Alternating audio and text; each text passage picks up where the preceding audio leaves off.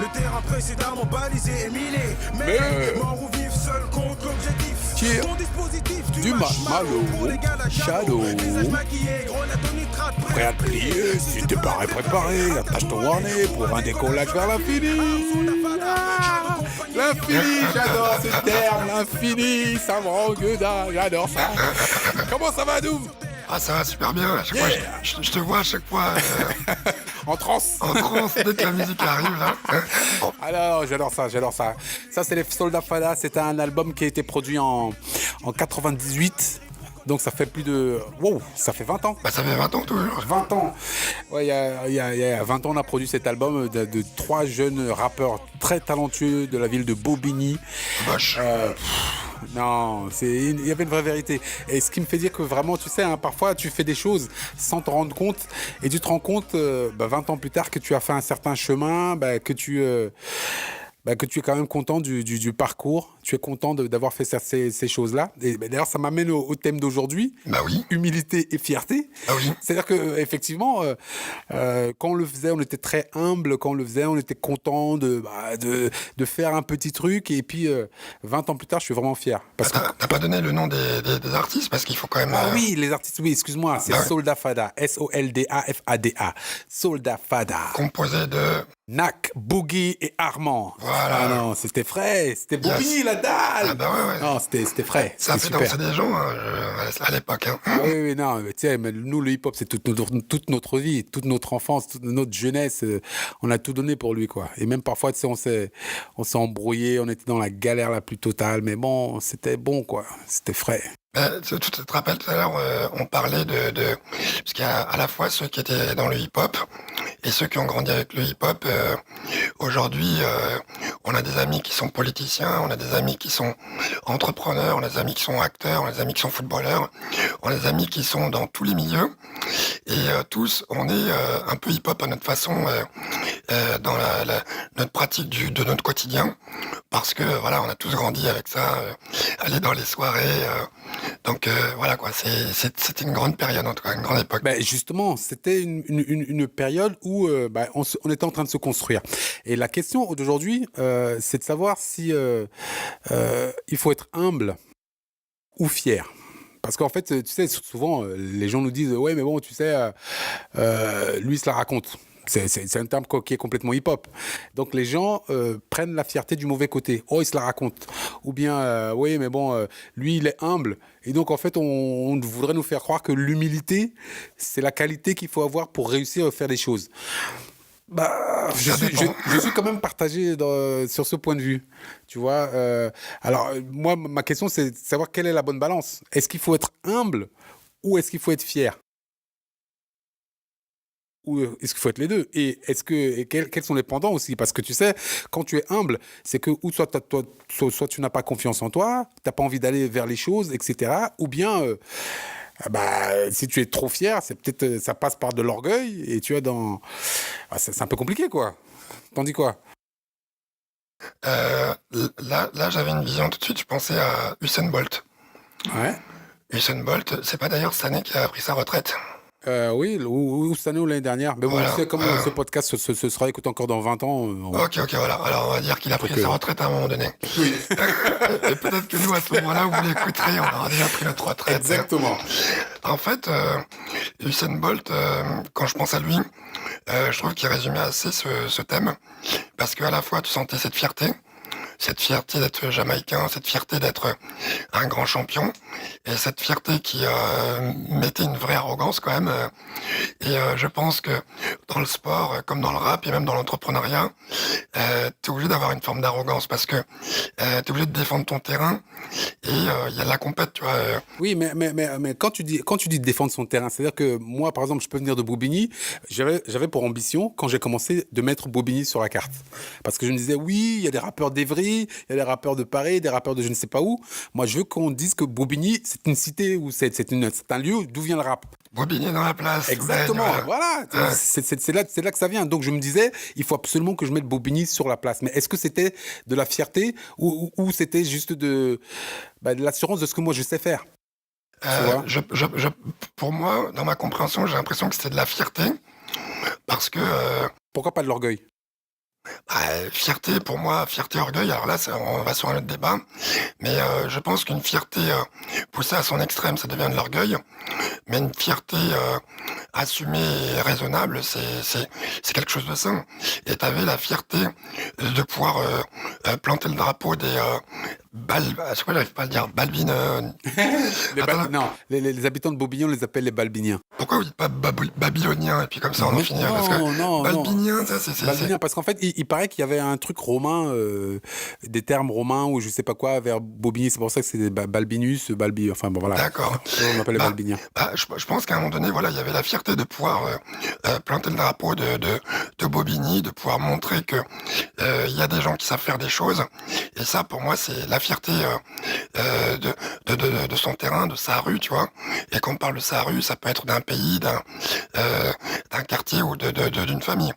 Après, l'humilité, c'est quoi? Alors, l'humilité, c'est quand tu as des personnes qui, dans cette fierté, alors qu'à un moment donné, ça génère une grosse notoriété, et donc où ils pourraient en user et abuser, eh ben, ils équilibrent, c'est-à-dire que ils reconnaissent leur statut, et ça serait aussi insultant pour les autres personnes de faire croire que ils sont des gens comme Monsieur Tout le Monde, parce qu'à partir du moment où tu as une notoriété, tu n'es plus comme Monsieur Tout le Monde, mais tu peux garder l'humilité de juste savoir aussi que tu es parti d'un endroit et qu'à un moment donné, tu as eu la chance d'atteindre cette position pour faire des choses, mais pas forcément pour raconter de la merde.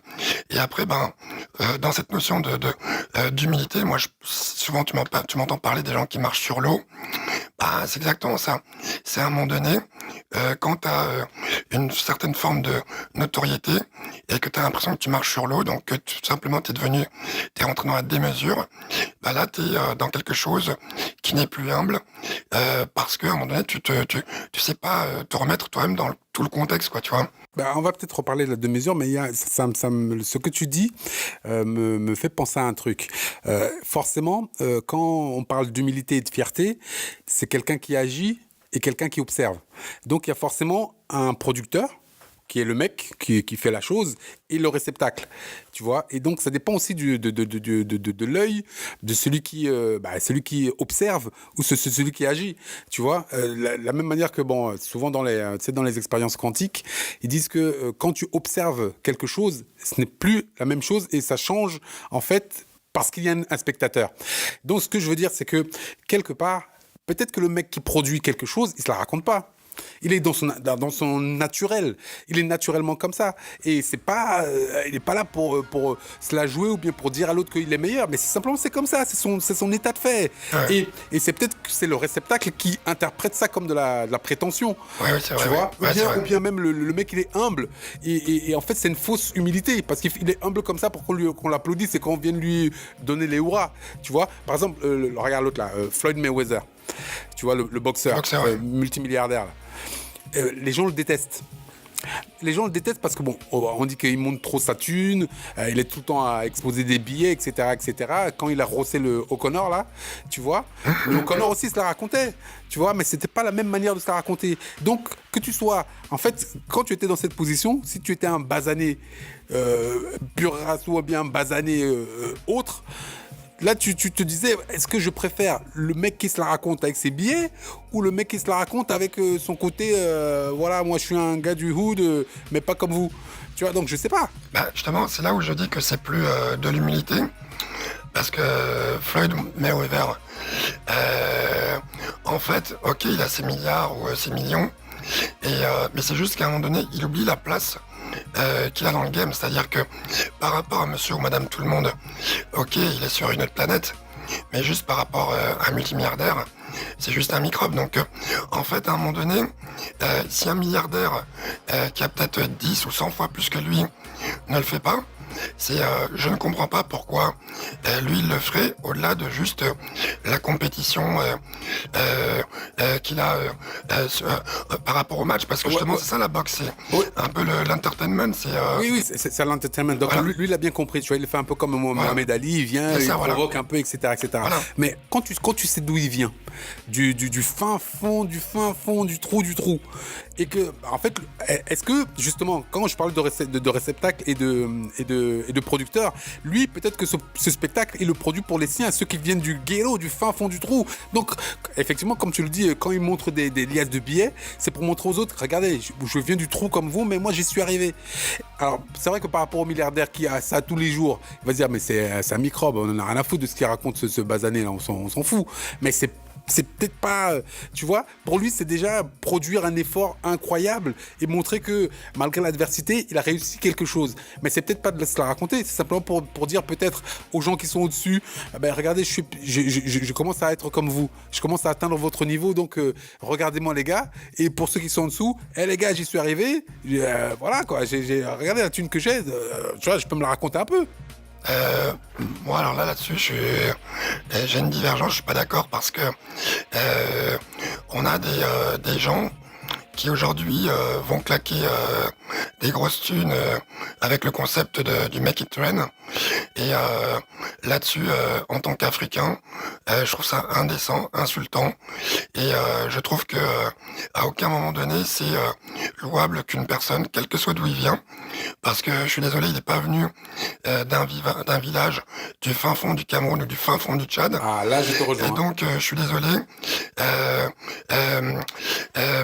Il y a plein de milliardaires africains qui ont eu des histoires, mais vraiment assez inspirantes et qui sont vraiment partis de rien du tout et qui aujourd'hui leur réussite sans balancer l'argent par la fenêtre.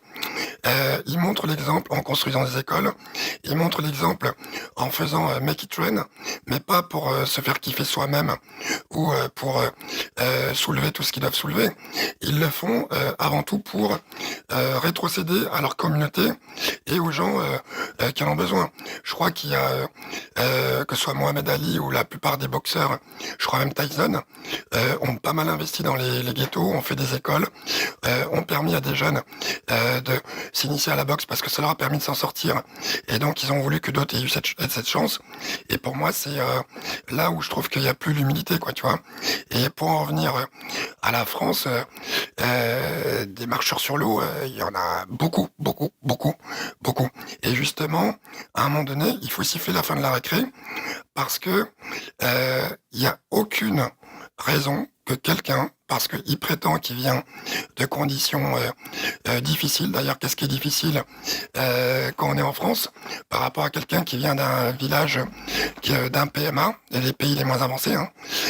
Qu'est-ce qui est difficile en France pour qu'on se permette d'être arrogant et d'humilier les autres?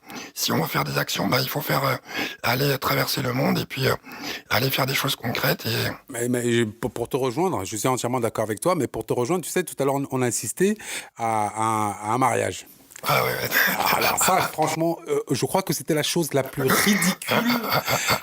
ridicule que enfin, je ne dirais pas que j'ai jamais vue, mais je me dis, honnêtement, est-ce qu'on en est réduit à ça? Alors, je vais vous décrire la scène, puisque vous n'y étiez pas. On est en train de marcher à Dom et moi, et on entend des klaxons, un concert de klaxons. On va passer une Lamborghini, deux Lamborghini, une Porsche, une Mercedes, et une Lamborghini qui roule avec les deux portes papillons ouvertes. Des Ferrari. Des Ferrari et des gens qui sont en fait aux fenêtres comme ça. Et en fait, excusez-moi, mais il y a que des basanés. Ouais. Donc je me suis dit, mais qu'est-ce qu'ils foutent? Donc on a su que c'était un mariage.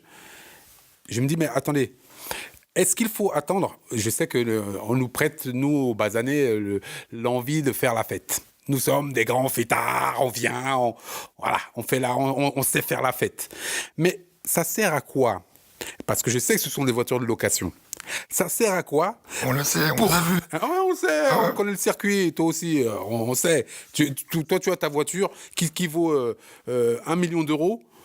Est-ce que tu vas rouler avec les deux portes ouvertes comme ça là? Non. Jamais de la vie. Parce que c'est un investissement. Parce que tu sais ce que tu fais avec. Parce que tu sais que ça coûte cher. Tu vois ce que je veux dire? Mais quand tu t'en bats les couilles, tu viens, hop là, tu l'as loué.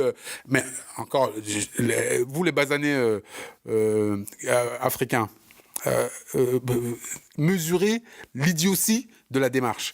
C'est-à-dire que pour un mariage, qui est de moi, mon cousin, enfin peu importe qui c'est, je vais louer une voiture pendant une certaine période qui va coûter 50 000 euros. Juste pour parader avec mes potes pour montrer que je peux. Tu nourris combien de villages avec ça? Bah, c'est la question. Il y a combien de personnes à qui tu n'envoies pas des mandats au pays C'est la question. C'est la question. Ça fait combien? Ça fait... alors, attends, 50 000, 100 000, ça fait... voilà. Ça fait près de... Oui, c'est ça, 50 millions de CFA. Attends, je vais calculer. Continue. Non, Continue. ouais, 50 Je vais 000. calculer. Ça fait 300 millions de CFA. 300... Non. Alors 50 000, oh là là là. Là, on est grillé, on ne sait pas compter. Non, attends, t'inquiète. Voilà. Attendez, gars, c'est pas tout faire. Non, c'est pas tout faire. Ça fait 28 millions de CFA. 28 millions, ouais. 28 millions de CFA. Juste pour parader, pour dire que ouais, moi je peux. Et en plus, quand tu connais le fond de la chose, parce que moi je viens de la citer, tu sais qu'ils sont en train de manger du riz toute l'année. Tu vois ce que je veux dire? Ils sont en train de bicrave et ils prennent 50 000 œufs juste pour le griller dans des bagnoles de merde. Là, alors là, c'est... Mais je veux dire, si encore... généralité, Non, mais attends, je te dis, c'est comme ça que ça se passe. Et en plus, si encore c'était Bazané qui produisait les Ferrari, je me dis, oh bien, il faut marcher l'économie. Super. Ouais, consommateur. Ah oui, mais c'est les consommateurs.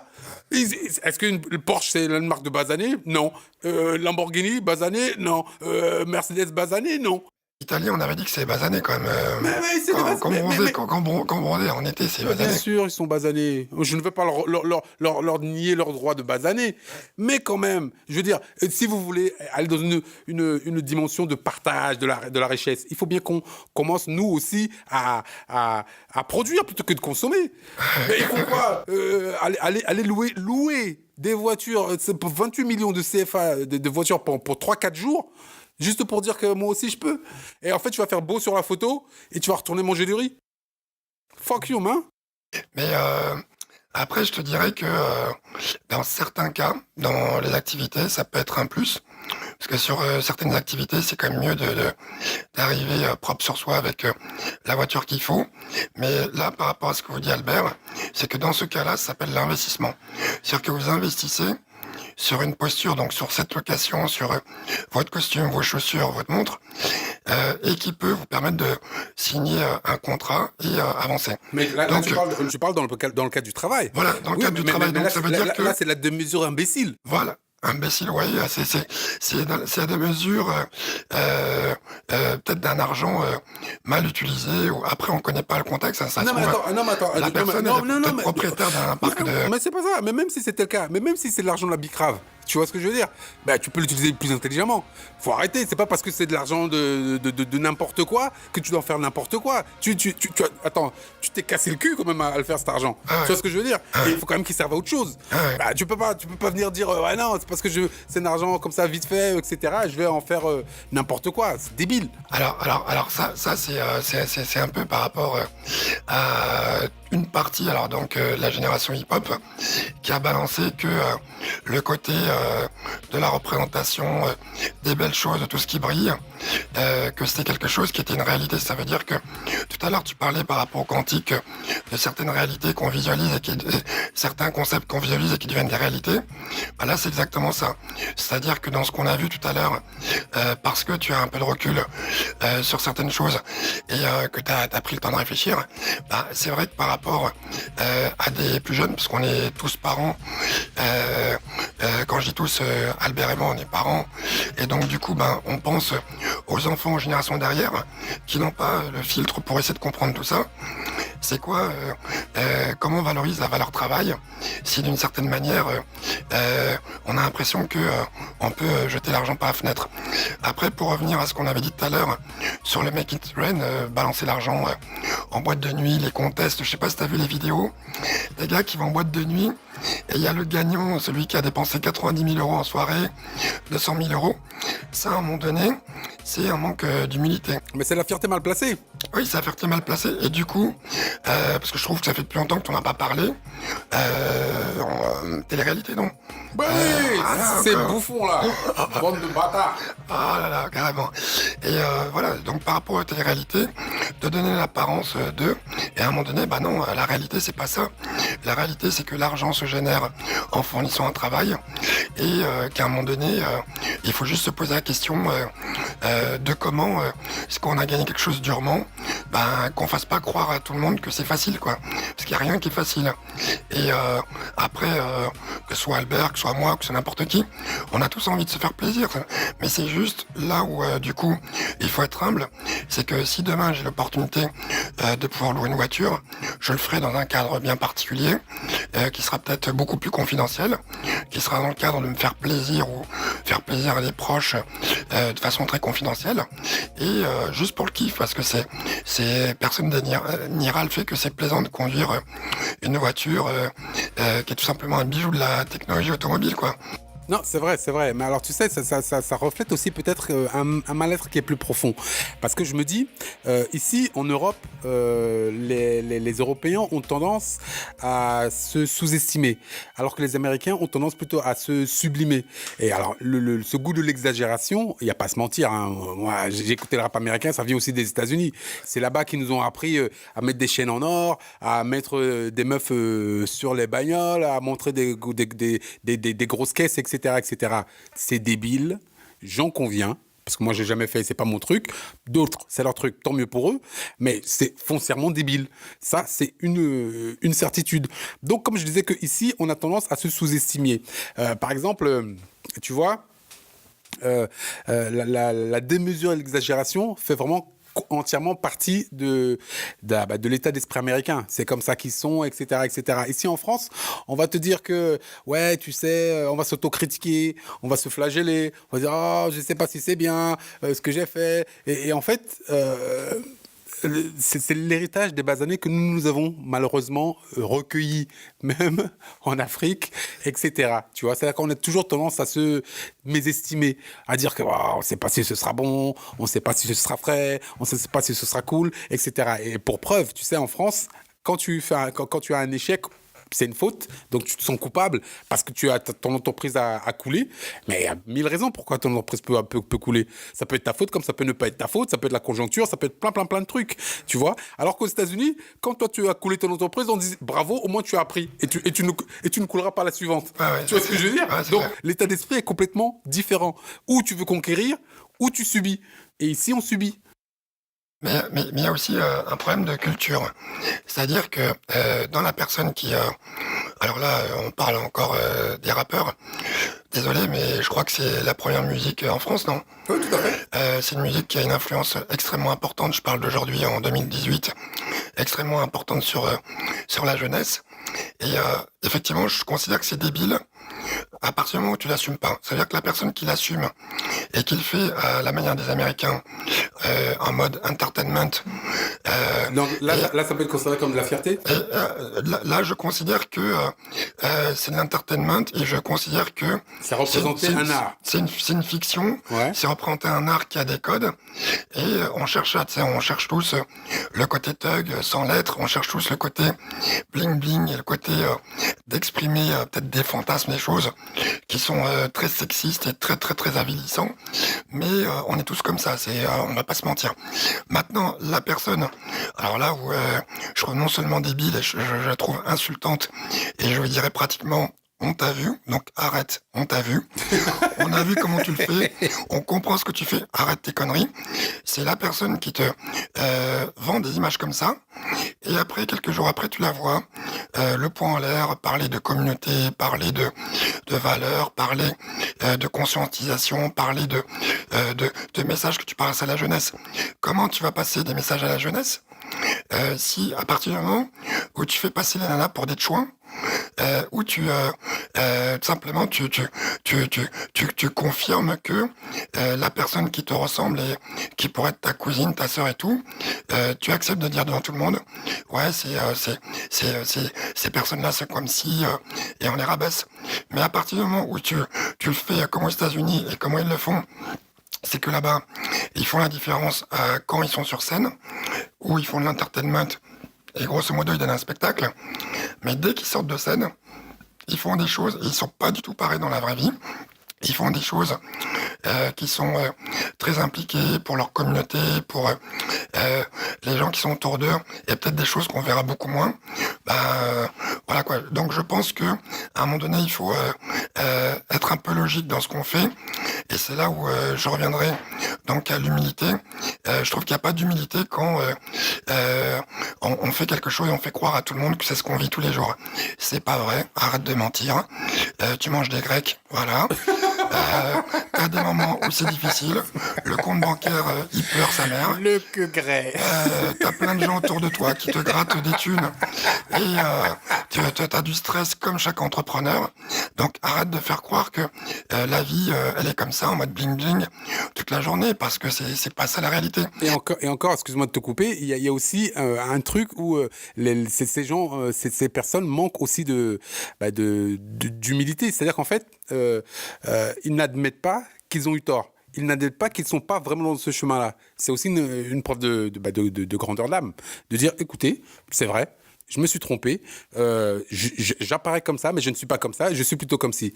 Oui, là, au moins, c'est une fierté qui est dirigée de la belle manière, tu vois. Il y en a qui le font. Il y en a quelques-uns qui le font, mais c'est vrai que encore trop peu. Il y a par exemple un certain nombre qui ont monté des activités. Il y en a. J'aimerais faire alors vraiment une très grosse dédicace pour un jeune. Hier, j'habite au Lilas. Je suis en train d'attendre le bus. Et il y avait une camionnette des Restos du Cœur. Et j'ai vu un jeune qui s'appelait Ibrahim et qui était en train de servir la soupe et les repas. Alors, juste pour dire à ceux les basanés qui ne connaissent, ne savent pas ce que c'est que les Restos du Cœur, ici en France, c'est une association qui donne à manger aux plus nécessiteux pendant les périodes d'hiver. Donc, en fait, comme les gens n'ont pas tous, vous pensez souvent que c'est le paradis en Europe, mais bon, les gens n'ont pas toujours à manger. Donc, c'est une association qui s'occupe de leur donner à manger et de les nourrir, parce que ici, c'est très compliqué parfois d'avoir ce minimum. Voilà, donc ce jeune, donc là, il était à 11h30, presque minuit. Ce jeune, il était avec 2 collègues dans la camionnette. Il a distribué des repas à plusieurs personnes. Et il y a un monsieur qui l'a remercié, qui lui a dit merci, et qui était en train de se justifier, qui était en train de lui dire voilà les problèmes que j'ai eu et tout. Il a arrêté, il a dit écoutez, moi monsieur, je suis pas là pour écouter de votre vie. Si vous Jérémiade. Non, c'est pas ça. Je vous demande de vous arrêter. Ça suffit. Vos conneries, vous les gardez pour vous. Non, moi, je suis ici pour servir la soupe. Ça suffit. Vous voyez, quand je vous parlais des rappeurs là, qui des fois sont pas humbles. Arrête. Non, ok, j'arrête. Ce que je voulais dire, c'est que il lui a dit, écoutez, la vie, elle est faite comme ça, donc moi, je veux pas entendre des raisons pourquoi. Je sais juste que vous avez besoin d'aide là aujourd'hui, et je le fais, n'ayez pas à me remercier. Et j'aimerais juste, pour faire la comparaison avec tout à l'heure, les personnes ont parlé, il y a des personnes qui passent à la télé et qu'on voit tous les jours, et qui font un monopole du micro, qui font un monopole des médias, et qui font un monopole de tout ce qui pourrait permettre de faire briller, monopole des projecteurs, monopole de l'estrade, monopole de tout ce qui peut permettre d'être devant. Mais il y a des personnes comme ce jeune qui font des choses qui sont extraordinaires, et ils le font le soir. Ils sont juste 3. Il y a personne dans la rue qui le devrait faire. Mais moi, j'aimerais juste dire que je l'ai vu faire, et je sais qu'il y en a plein comme ça qui le font. Et quand je veux résumer cette notion d'humilité, je parle de ces personnes-là qui sont humbles. Donc, grosso modo, c'est pas parce que vous avez des personnes qui défilent avec une quinzaine de gamos, à savoir des grosses voitures pour un mariage, que ce sont des personnes qui sont respectables. Mais moi, j'aimerais beaucoup plus parler des personnes qui font des grandes choses et qui les font dans la confidentialité. Et du coup, oui, c'est beaucoup plus respectable. Ben, tu as tout à fait raison. Donc peut-être pour conclure, on pourrait dire qu'il faut savoir qui on est, de quoi on est capable, tout en respectant l'autre et les autres. C'est peut-être le message qu'on peut passer. Une personne peut être fière de ce qu'elle a, de ce qu'elle a fait, parce qu'elle possède suffisamment d'humilité pour évaluer les efforts qu'elle a dû fournir pour y arriver. Et la fierté renvoie donc quelque part au mérite. Voilà. Et on pourrait dire que méfiez-vous des contrefaçons. Les contrefaçons, c'est le petit polo, vous pensez que c'est un Lacoste ou que c'est un Armani. regardez bien l'étiquette et regardez comment ça a été construit. C'est vrai, moi à l'époque je portais des African Armure, je sais pas pourquoi. C'était pas Lacoste, c'était pas de Polo. Parce que justement, ces marques, à un moment, elles ont fait des campagnes où elles n'aimaient pas trop mettre des basanes en avant. Ça m'énerve un peu. Bref, donc, soyez humbles dans l'approche, conséquents dans le travail, fiers dans l'accomplissement. Parce qu'ici, c'est Boss Baza Biz. Yeah, vous pouvez nous écrire sur mail à contact@bossbazabiz.com. Le Twitter, c'est bossbazabiz.com. Instagram, c'est bossbazabiz. Et Facebook, c'est bossbazabiz. Donc, Adoum, merci beaucoup. Merci Ménélique Albert. Et on est là pour vous, donc ramenez-nous un auditeur, on sera les plus heureux du monde. Bazan est bizarre. Yeah. De jour comme de nuit, les gars de la Shadow, on perd dans le maquis, combinaison kaki de rigueur, Harakiri pour code d'honneur, code rouge blanc c'est comme Charlie, la section s'organise, Puis se subdivise. Transperce la défense adverse, ton dispositif fume marshmallow, pour les gars de la Halo, combat égal défait égal ciao, ton dispositif fume marshmallow, pour les gars de la Halo, combat égal défait égal ciao.